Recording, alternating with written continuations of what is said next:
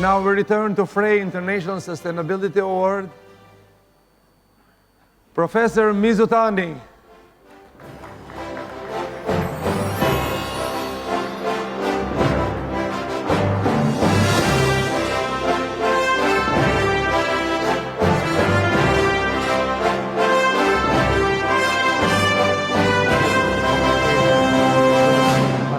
What's up?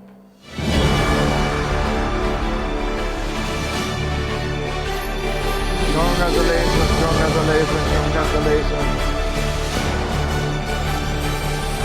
Professor Mizutani, I don't know him a long time ago, but he's the most modest professor in the world. Modest.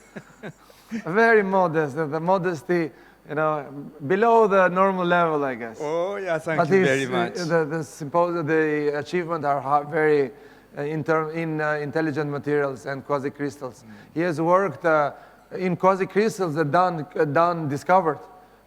Long time ago, he worked with Professor Jean-Marie Dubois. By the way, Jean-Marie Dubois, where are you? Is he here?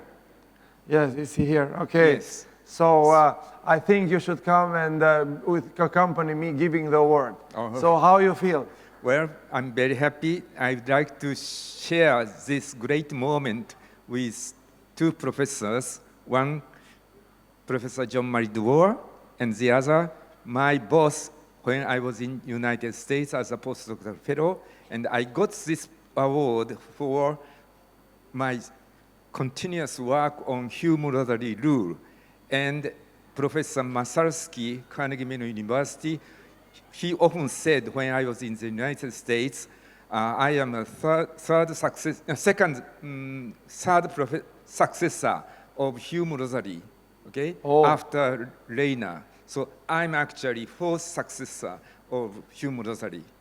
Wow. Okay, so Wow. I would like to share this moment with Professor Masalsky, Carnegie Mellon University, and Professor Jean-Marie Dubois. Jean-Marie, come here on stage. So I said, too modest. By the way, just for people to know, Professor Dan Shetman discovered quasi-crystal 30 years ago. Nobody believed him. They fought against him. They tried to put him down. He lost his job. And what happened?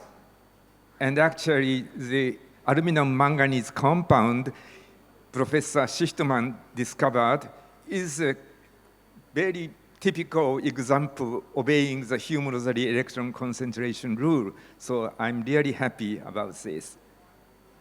In order to continue, so when nobody believes discovery of Dan Shetman, including high people in high level of science, but doesn't mean if you are in high administrative level you are right, or if you have been honored before you are right. And then Professor Jean-Marie, please on the side. You are not so shy, I guess, no? Come in, please. So come here. So these two guys believed in the discovery, and they worked on quasi-crystals non-stop when all the others didn't believe the discovery. thank you very much. And because of their work,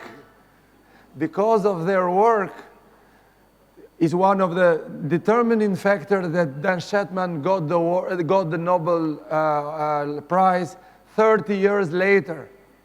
30 years later. So these guys are contributors because they proven what Dan Shetman did and discovered. Dan, please on stage. Because this is a unique story. It's a unique story.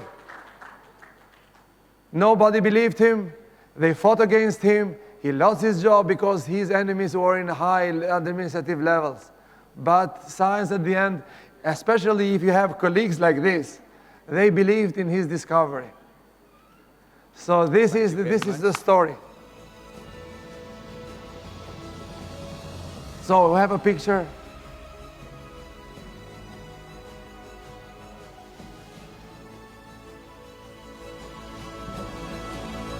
And you can give the word to him.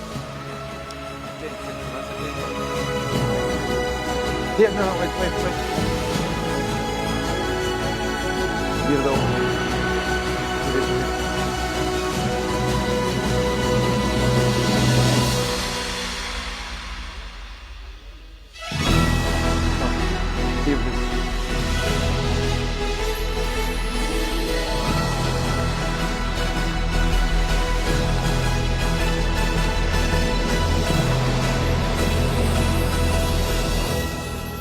Okay, congratulations then. This is science. This is the history of science. You have to be persistent, and you have to believe in what you discovered, and also you have to have good colleagues that believe on your discovery and prove it. Sure.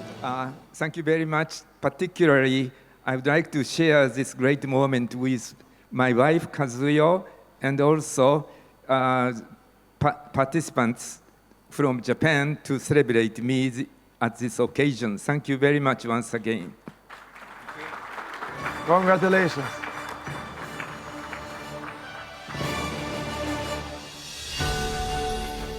When we have Yildirim, you can say. So this is now a different perspective of a different scientist. That's his life in pictures. So from the World War II, he was born when the World War II was declared.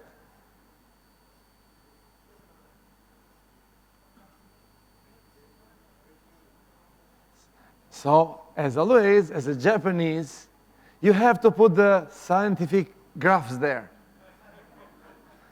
So he could not resist, I guess. He didn't know the purpose. He couldn't resist to put the graphs. So different visits around the world. Solid state physics, 50 years old. Laboratory, members of laboratory. And this is a copy of Japanese newspaper for 5 Tesla magnets developed. And he's a happy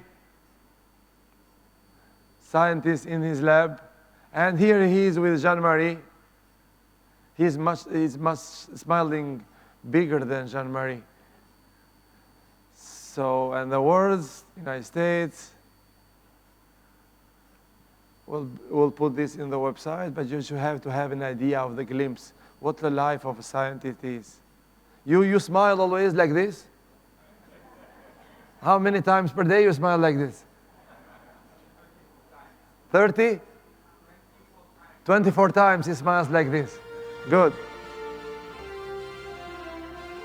And with John Shetman here. I didn't see this picture before.